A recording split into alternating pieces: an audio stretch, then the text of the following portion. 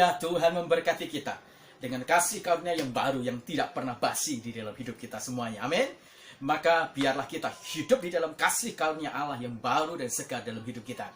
Hari ini sebelum kita mendengarkan kebenaran firman Tuhan di ibadah online kita, mari kita menundukkan hati kita, menyiapkan kehidupan kita untuk digarami dan diisi firman Tuhan. Mari kita berdoa. Bapa di dalam surga, kami berterima kasih karena firman-Mu bekerja secara ajaib, luar biasa di dalam hidup kami. Kami siapkan hati kami siapkan roh kami siapkan pikiran kami, kehidupan kami untuk diisi oleh firman Tuhan. Dan kami berdoa supaya Roh Kudus menyertai kami dan memberikan hikmat kepada kami, supaya kami tahu apa yang Tuhan inginkan di dalam hidup kami. Tuhan, kami siap mendengarkan firman-Mu, dan kami bukan hanya siap mendengarkan firman-Mu, tapi kami siap dengan mendengar dengan cara yang baik. Dan kami bukan hanya siap dengan mendengar dengan cara yang baik, tapi kami siap menjadi pelaku-pelaku firman Tuhan. Terima kasih ya Tuhan, dalam nama Tuhan Yesus kami berdoa. Haleluya, amin. Masih ingat khotbah kita di minggu yang kemarin? Kita kemarin berbicara tentang saatnya kita melihat dengan iman. Hari ini kita akan bicara saatnya menikmati kuasa Tuhan. Mari kita membuka di dalam Ibrani pasal yang ke-11, ayat yang ke-11. Ibrani pasal yang ke-11 ayat yang ke-11. Saya akan membacakan bagi Bapak Ibu semuanya. Dan Bapak Ibu ingat buka Alkitabnya, baca bareng-bareng, kita renungkan bareng-bareng nanti ya. Amin. Oke, sudah siap? Mari kita membaca bersama-sama. Karena iman ia juga dan Sarah beroleh kekuatan untuk menurunkan anak cucu walaupun usianya sudah lewat. Karena ia menganggap dia yang memberikan janji itu setia. Amin. Berbahagialah kita yang membaca kebenaran firman Tuhan, menyimpan melakukannya. Dan firman Tuhan itu akan menjadi berkat bagi kita semuanya. Jika kita berbicara tentang kekristenan, jika kita bicara tentang kepercayaan kita kepada Kristus, tidak ada sesuatu yang dapat kemudian tidak diperbincangkan atau menjadi satu pondasi dasar yang kuat, yaitu iman. Iman itu merupakan satu dasar yang sangat kuat, yang besar di dalam kekristenan kita dan orang percaya pada Yesus Kristus. Kalau kita bicara tentang selamat, kita bicara tentang berkat, kita bicara tentang terobosan, kita bicara tentang kemudian anugerah-anugerah yang begitu banyak, maka iman itu menempati porsi yang sangat penting di dalam kehidupan kekristenan kita. Tanpa iman tidak mungkin kita berkenan kepada Allah. Tanpa iman tidak mungkin kita akan melihat Allah. Tanpa iman kita tidak mungkin juga bisa menikmati kemujizatan Tuhan yang luar biasa dalam hidup kita semuanya. Iman itu melampaui persetujuan logika kita. Iman itu melampaui persetujuan dari perasaan kita. Iman itu juga melampaui persetujuan dari mental kita. Iman juga melampaui persetujuan dari keilmuan yang kita terima. Iman itu selalu setuju dengan apa yang Tuhan katakan di dalam hidup kita semuanya. Dan iman itu juga selalu memberikan satu persetujuan untuk kita bukan sekedar mendengar, tapi kita juga akan melakukan firman Tuhan itu sendiri. Ada orang yang beriman setelah dia menerima bukti dari iman itu sendiri. Tapi ada juga orang-orang yang tidak menerima bukti-bukti dari iman, tetapi dia berdiri teguh dalam keyakinan dan percaya dia kepada Tuhan. Ada seorang murid Yesus yang bernama Thomas. Ketika Yesus bangkit, teman-teman berkata, Yesus sudah bangkit. Thomas tidak percaya. Dia berkata, sebelum aku mencucukkan jariku ke tempat lubang paku di tangan guru, saya tidak akan percaya. Dan ketika Yesus kemudian muncul, dikatakan, Thomas, cocoklah dan kamu percaya. Maka Yesus berkata, berbahagialah orang yang tidak melihat tetapi percaya. Orang yang melihat bukti dari iman dan dia percaya, dia adalah orang Kristen yang biasa-biasa, kelas kecil, kelas kanak-kanak. Tetapi ada orang-orang Kristen yang percaya kepada Tuhan, walaupun dia tidak menerima apa-apa dan tidak melihat, maka itu menjadi sesuatu yang luar biasa. Jadilah orang-orang Kristen yang memiliki kapasitas iman, keyakinan yang penuh, walaupun kita tidak melihat hasil dari apa yang kita imani. Itu luar biasa. Di tokoh-tokoh Ibrani, pahlawan-pahlawan iman dalam Ibrani pasal 11, ada banyak yang mereka tidak melihat bukti otentik dari apa yang mereka percayai dan yakini. Tetapi mereka begitu yakin teguh dengan iman. Orang-orang Kristen yang model gini yang dicari dalam hidup kita semuanya. Mengapa mereka begitu sangat yakin? Sebab mereka tahu iman itu menghasilkan kekuatan luar biasa yang dapat dinikmati bukan hanya secara jasmani, tapi dalam batiniah dan rohani kita. Mari kita belajar bersama-sama. Hari ini bicara tentang kekuatan atau kekuatan dari kuasa iman itu sendiri. Yang pertama, ketika kita berbicara tentang saatnya menikmati kuasa iman itu, yang pertama kita menikmati kekuatan yang produktif. Di dalam Ibrani pasal yang ke-11 ayat 11, Alkitab mendeskripsikan tentang faktual kondisi fisik dari Abraham dan Sarah. Alkitab berbicara bahwa mereka telah melewati batas usia. Artinya bahwa Abraham dan Sarah itu sudah sangat-sangat tua sekali. mereka disebut sebagai seorang kakek atau seorang nenek, opa dan oma. Nah, biasanya kalau kita belajar dalam dimensi fisiologi, dalam dimensi kemudian biologis, mungkin juga dalam dimensi sosiologi, antropolog, apapun juga, kecenderungan orang-orang yang tua itu dianggap dia mengalami penurunan fisik. Matanya biasanya mulai buram, telinganya kemudian cara mendengarnya sudah mulai berkurang, dia sudah mulai mengalami kepikunan, dan dia mengalami kekuatannya makin hari makin menurun, tidak bisa seperti selincah dulu, sekuat dulu. Dan itu adalah satu situasi seperti itu. Sistem reproduksinya juga sudah mulai berkurang, kemudian organ-organ tubuh di dalam diri dia sudah mengalami penurunan fungsi yang baik dan maksimal. Tapi itulah fakta dan kenyataannya. Makanya kalau Alkitab mendeskripsikan tentang kondisi Abraham dan Sarah yang sangat tua, kita bisa mendengar, wah, berarti sudah sangat tidak mungkin ya, karena sudah dia melewati batas usia yang sewajarnya, tapi Abraham dan Sarah, mereka bisa menikmati sesuatu yang ajaib. Mereka bisa menikmati sesuatu yang sangat berbeda dengan hukum biologis pada waktu itu. Apa itu? Sistem reproduksi mereka berfungsi dengan baik. Mereka memiliki kekuatan, bukan hanya bisa memiliki kekuatan fisik, tapi mereka memiliki kekuatan bisa mengandung dan bisa melahirkan. Itu sesuatu yang luar biasa. Ada satu berita yang sangat viral yang diberikan di Facebook pada waktu itu. Ada seorang nenek yang usianya 70 tahun lebih, dia mengandung. Dan dokter kemudian menyarankan nenek itu untuk menggugurkan kandungannya. Kenapa? Sebab dia katakan, kalau kamu mempertahankan janinmu itu sangat berbahaya. Itu sangat berisiko sangat tinggi bagi dirimu dan bagi engkau sendiri. Kenapa? Sebab ketika engkau mengandung melewati batas usia yang sewajarnya, resiko-resiko buruk itu lebih banyak yang muncul dibandingkan dengan resiko-resiko yang baik. Kematian itu akan menghampiri dan ada di depan matamu. Bukan hanya tentang dirimu, tetapi juga berhubungan dengan anak yang kamu kandung. Dan akhirnya, nenek ini terpaksa harus menggugurkan kandungannya, ya, menggugurkan anak janin yang ada dalam kandungannya. Dan Bapak Ibu, kenapa? Karena orang yang mau melahirkan, dia membutuhkan kekuatan untuk melakukan kontraksi, melahirkan itu semuanya. Kalau usia tua, tenaganya lemah, wah susah sekali. Memang beda kondisinya sekarang dengan zaman dulu. Kalau sekarang mungkin orang tidak perlu membutuhkan kontraksi yang sangat kuat, fisik yang sangat kuat. Kenapa? Karena ada sesar.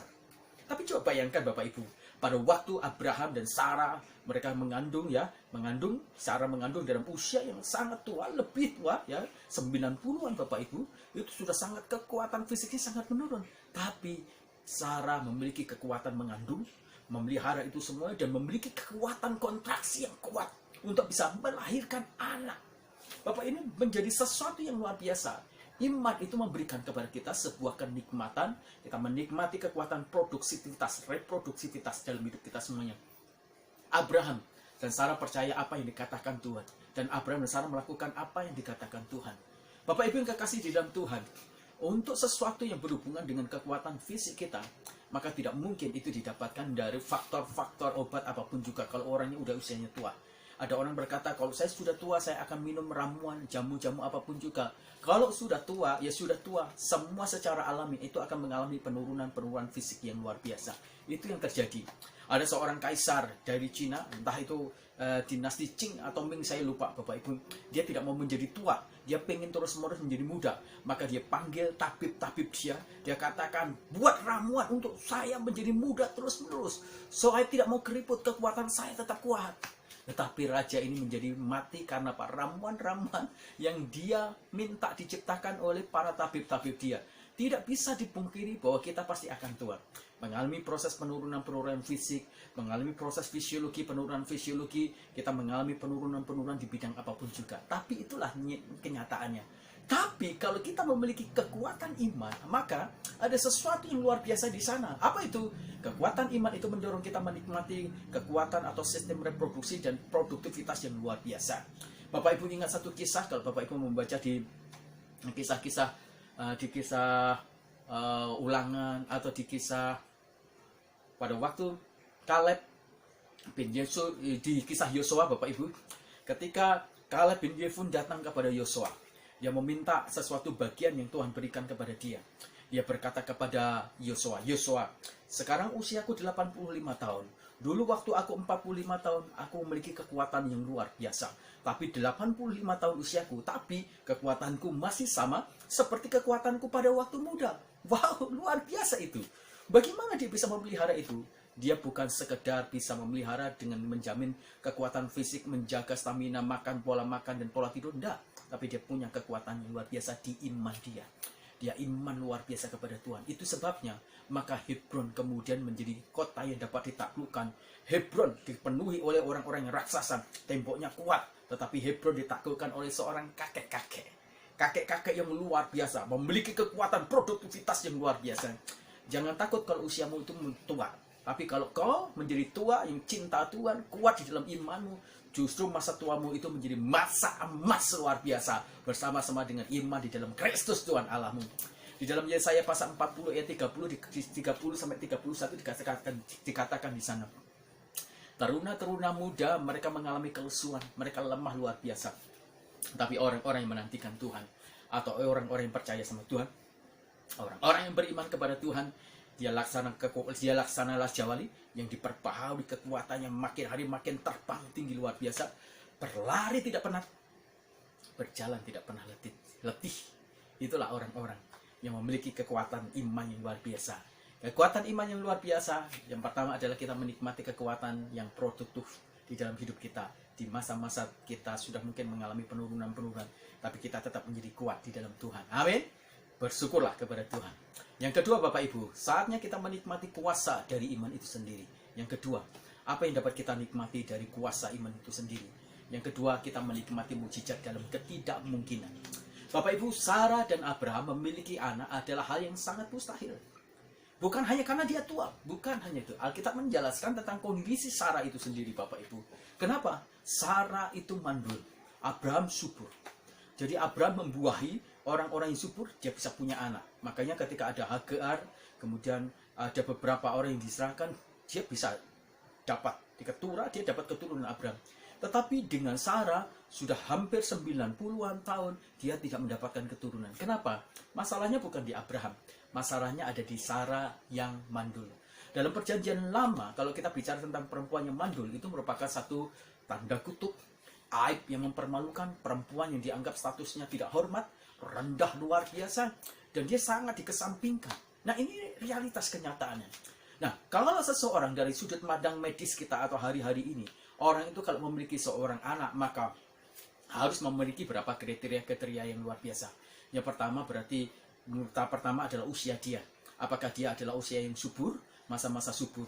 Ada dua, ada usia-usia masih kanak-kanak, dia bukan masa subur.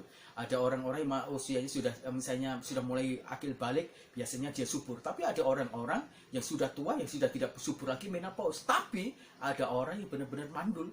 Walaupun dia usia produktif, tapi kalau dia tidak bisa menghasilkan keturunan alias mandul, dia tidak akan pernah dapat memiliki seorang anak.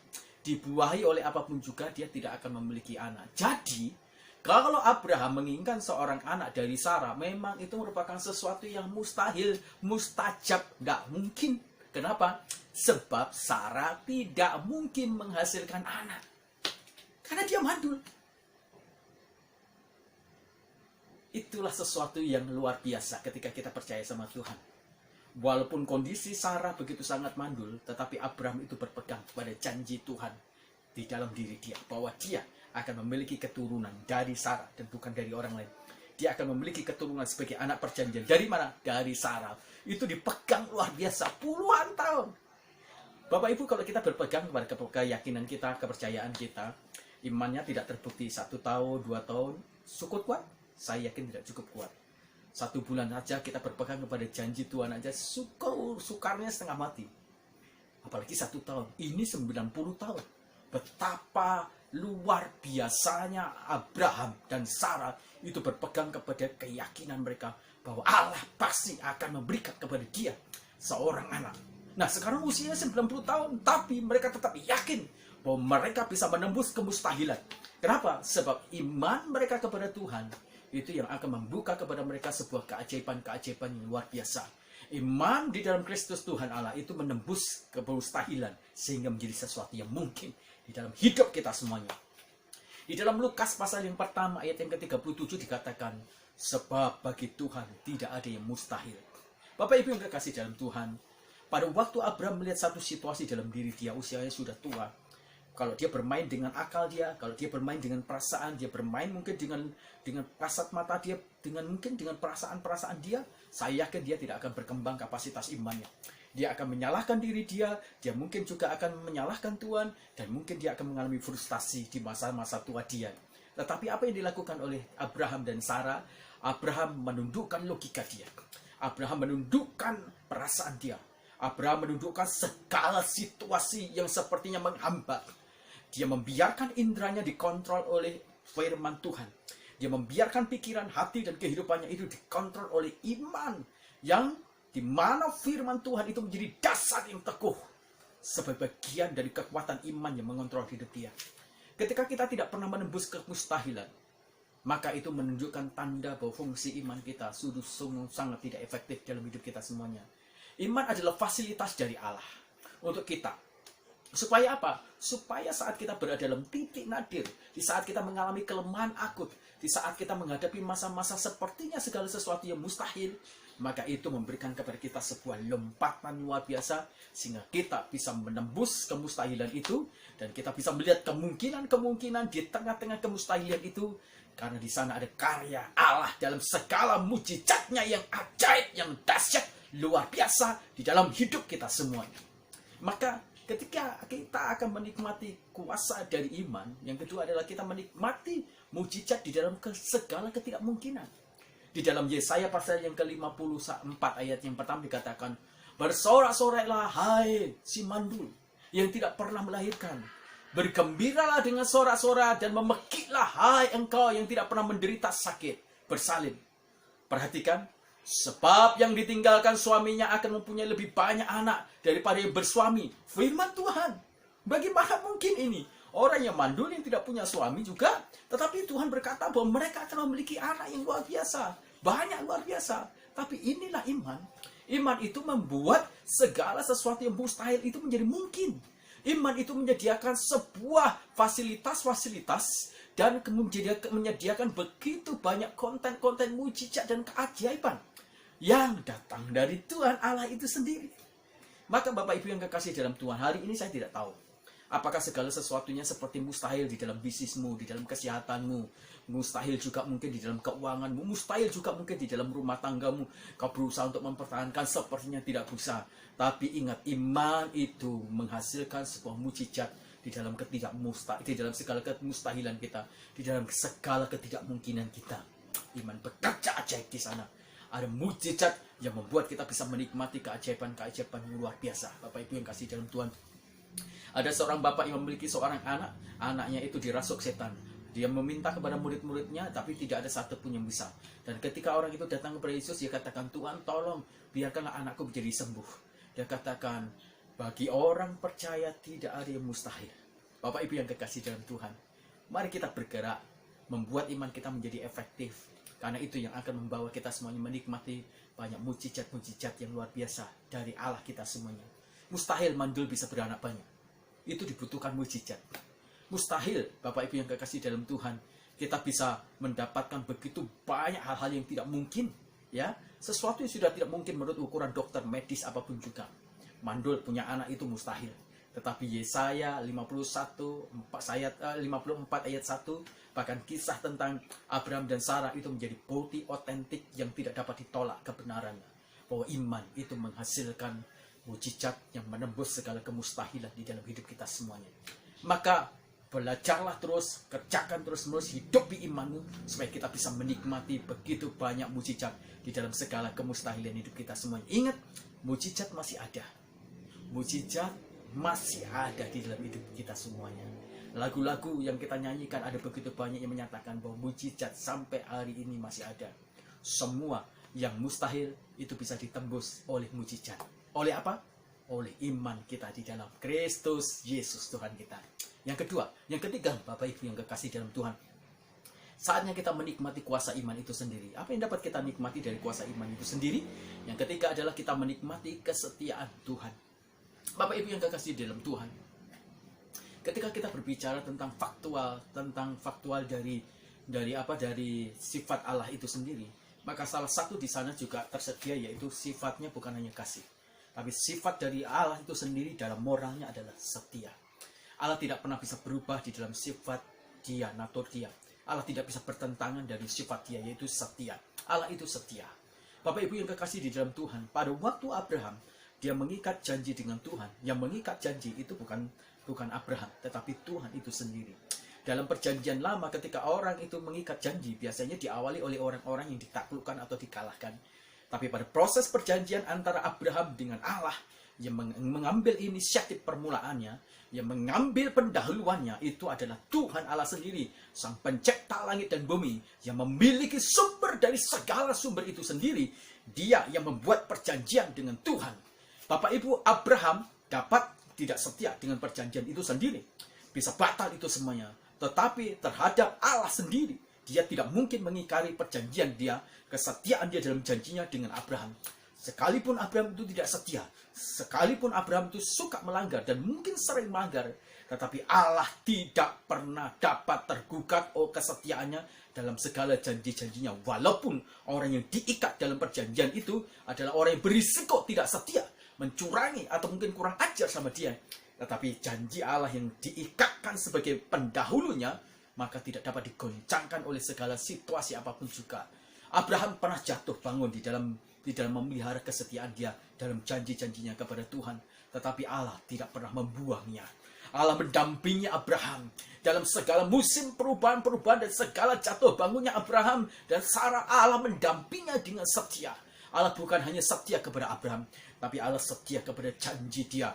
Jadi Allah setia kepada firman yang diperkatakannya kepada Abraham, kepada Sarah, kepada siapapun juga yang Allah perkatakan, maka itu menjadi sesuatu hutang yang luar biasa dan Tuhan tidak akan pernah hutang. Karena apa? Karena Allah sendiri adalah Allah yang akan melunasi segala hutang dalam perjanjian-perjanjiannya. Itu sebabnya Allah tidak mungkin tidak setia dengan janjinya. Allah tidak mungkin tidak setia dengan perkataan-perkataan yang telah mengikat, dilontarkan atau dikeluarkan kepada seseorang. Allah akan melakukannya, menggenapinya di dalam hidup kita semuanya. Allah setia pada janji itu sendiri. Allah tidak bisa melawan kodratnya sendiri sebagai salah satu pribadi yang sangat setia. Mazmur pasal 119 ayat 90 dikatakan, kesetiaan Tuhan dari turun-temurun dan bumi tetap ada. Dan bumi tetap ada. Artinya Bapak Ibu, dari generasi demi generasi Tuhan tidak pernah berubah, Tuhan tidak pernah runtuh dalam segala kesetiaannya dalam hidup kita. Maka nikmati kesetiaan Tuhan dalam hidup kita semuanya. Allah kita adalah Allah yang sangat setia. Dia tidak mungkin mengingkari kodrat dia untuk menyimpang dari bagian kodrat dia yang setia itu sendiri. Nah Bapak Ibu, bagaimana Tuhan itu membuktikan kesetiaannya kepada Abraham di dalam sepanjang kehidupan Abraham dan Sarah? Bapak Ibu perhatikan baik-baik. Yang pertama, Bapak Ibu, pertama kali kalau kita melihat kejadian, pada waktu Tuhan mengikat perjanji, itu namanya bukan Abraham, tetapi Abram. Bagaimana namanya kemudian berubah menjadi Abraham? Kata Allah itu sendiri dalam bahasa Ibrani disebut JHWH. Huruf H-nya itu ditaruhkan di dalam nama Abram. Akhirnya menjadi Abraham. Jadi ketika Allah itu mengaitkan namanya di situ, artinya Allah mengikatkan dirinya dengan Abraham itu sendiri. Perubahan-perubahan yang dialami oleh Abraham, nama Allah tetap ada di sana, tidak dapat dipisahkan, tidak dapat dihapus. Itu sebabnya Allah ada bersama-sama setia mendampingi Abraham dalam corat marut hancur, dalam corat marut jatuh bangunnya. Ingat, Allah juga demikian. Waktu kau jatuh, waktu engkau mungkin sedang jatuh atau bangun apapun juga, Allah ada di sana. Dia sangat setia mendampingi kita semuanya. Bapak Ibu, Allah tidak pernah membuang Abraham sekalipun dia pernah meragukan apa yang dikatakan oleh Tuhan. Sekalipun dia pernah tidak percaya. Bahkan ketika dia mencari solusi atau jalan-jalan sendiri, walaupun itu ujungnya itu merupakan satu penderitaan bagi Abraham, tetapi Abraham tidak pernah ditinggalkan oleh Tuhan. Dan Allah tidak pernah membatalkan perjanjiannya dengan Abraham. Ini luar biasa. Kenapa? Karena yang berjanji lebih dahulu itu adalah Tuhan. Yang tahu dia berisiko membuat janji dengan manusia, yang suka mengingkari, yang tidak setia. Tapi Tuhan sendiri sang pengikat janji, dia setia. Tidak dapat digoncangkan oleh segala situasi. Waktu Tuhan mengikat perjanjian dengan Abraham itu berisiko. Tapi Tuhan tetap mengikat perjanjian dengan Abraham. Tiga Bapak Ibu, Allah terus-menerus berada dalam proses kehidupan Abraham dan Sarah. Hingga akhirnya mereka punya anak. Ingatlah baik-baik. Kesetiaan Tuhan itu selalu berjalan dalam proses waktu kita semua. Waktu kau bangun, Tuhan ada di sana dalam kesetiaannya. Waktu kau jatuh, Tuhan ada di sana dalam kesetiaannya.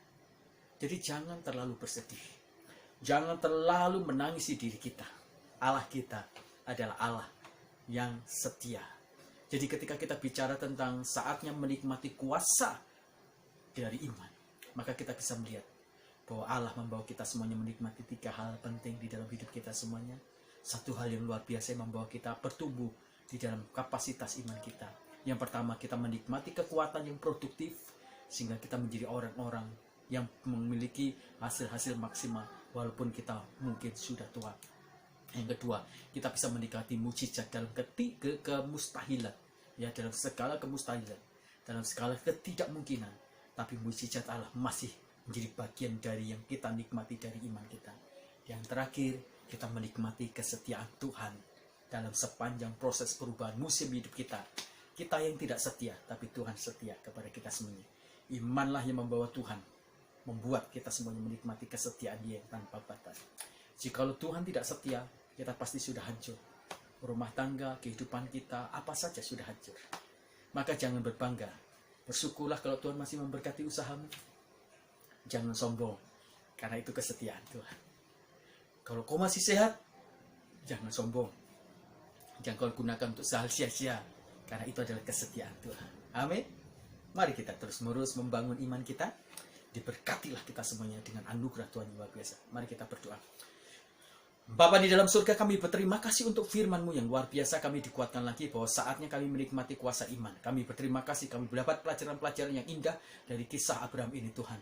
Kami berharap Tuhan kebenaran firman Tuhan itu membawa kami untuk memiliki dampak roh iman dan rohani kami makin hari makin kuat. Dan kami mencintai Tuhan Yesus. Tuhan terima kasih. Kami terus berdoa Tuhan untuk bangsa dan negara yang kami cintai. Engkau memberkati bangsa dan negara kami. Kami mengikat kuasa-kuasa kegelapan yang memakai orang-orang untuk merusak, mengacaukan Indonesia ini. Kami patahkan, kami hancurkan dalam nama Tuhan Yesus. Kendaraan politik dan kendaraan agama yang dipakai untuk merusak, kami patahkan, kami hancurkan dalam nama Tuhan Yesus. Tuhan, kami berdoa, Tuhan kirimkan keselamatan, anugerah pertobatan oleh Roh Kudus itu sendiri, sehingga banyak orang-orang yang percaya kepada Tuhan Yesus. Pada waktu mereka melakukan liturgi, upacara religi mereka, Tuhan, Engkau ada di sana. Waktu mereka melakukan aktivitas religi, Tuhan, Engkau ada di sana. Tuhan, kirimkan anugerah keselamatan. Kami berdoa untuk Presiden kami Jokowi, berkati kekuatan, kesehatan, perlindungan yang datang dari Tuhan, hikmat yang datang dari Tuhan untuk mengelola bangsa dan negara kami, serta keputusan-keputusan yang membuat mereka semua bisa menikmati sesuatu yang bagus dan indah, luar biasa. Terima kasih Tuhan, kami mengucap syukur. Kami juga berdoa Tuhan secara khusus juga Tuhan untuk COVID-19 ini. Kami berdoa supaya ini cepat terurai dan akhirnya kami mendapatkan Tuhan kepastian bahwa kami akan hidup secara normal, tidak takut lagi karena ada serum yang memberikan kekuatan. Dan walaupun masih ada protokol-protokol kesehatan, tapi kami percaya Tuhan kami bisa lakukan aktivitas dan kegiatan kami seperti semula.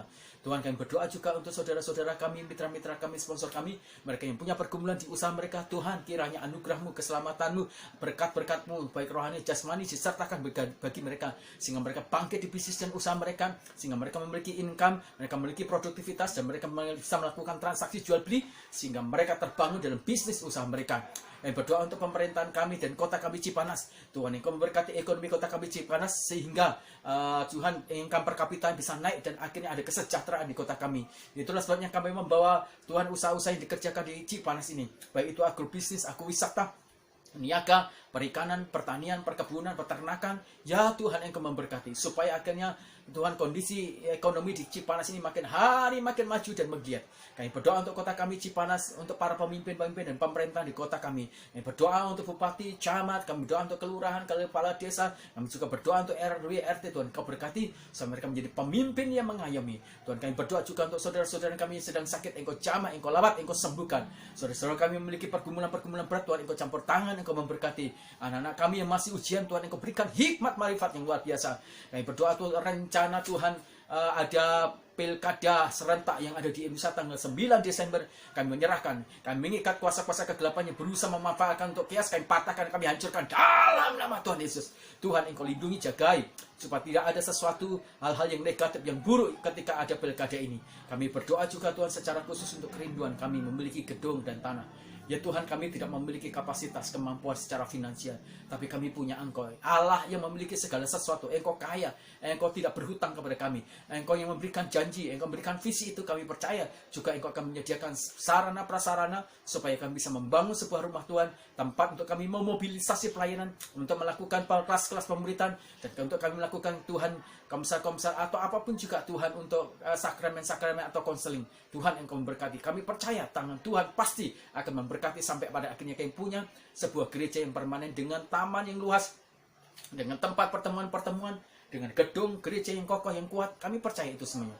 Kami berdoa juga Tuhan untuk jemaat-jemaat kami, supaya mereka semuanya makin hari makin berubah di dalam sifat karakter mereka. Kami mengikat sifat karakter buruk, sifat karakter pemberontak, yang tidak taat akan firman Tuhan, yang tidak mau serupa dengan Kristus. Kami patahkan, kami hancurkan dalam nama Tuhan Yesus. Kami berdoa juga Tuhan secara khusus, Tuhan, untuk Tuhan, Engkau memberkati juga seluruh keberadaan jemaat kami, supaya mereka juga mengalami perasaan antusias dan gairah untuk cinta sama Tuhan luar biasa. Kami bersyukur Tuhan untuk firman Tuhan dan segala berkat yang Tuhan berikan dalam hidup kami. Terima kasih ya Tuhan. Dalam nama Tuhan Yesus Kristus kami berdoa. Haleluya. Amin. Selamat pagi Bapak Ibu yang kekasih dalam Tuhan. Berkat yang datang dari Tuhan nikmati bersama-sama dengan keluargamu. Jangan salah gunakan. Ketika kita diberkati secara ajaib luar biasa, tetap jadilah rendah hati. Jadilah orang-orang yang memberkati gerejamu. Jadilah orang-orang yang juga memberkati banyak orang. Maka Tuhan akan tambahkan berkat-berkat itu kepada siapapun juga. Pelayanan misi-misi juga membutuhkan uluran tangan kita. Pelayanan hamba-hamba Tuhan juga yang masih mengalami kekurangan di berbagai tempat membutuhkan kita semuanya. Anda bisa berperan terlibat di dalam pelayanan dan proyek Allah yang besar dengan berkat-berkat yang Tuhan berikan dalam hidup kita semuanya. Selamat pagi. Tuhan memberkati kita dengan berkat-berkat rohani ajaib luar biasa. Haleluya. Amin. Tuhan memberkati.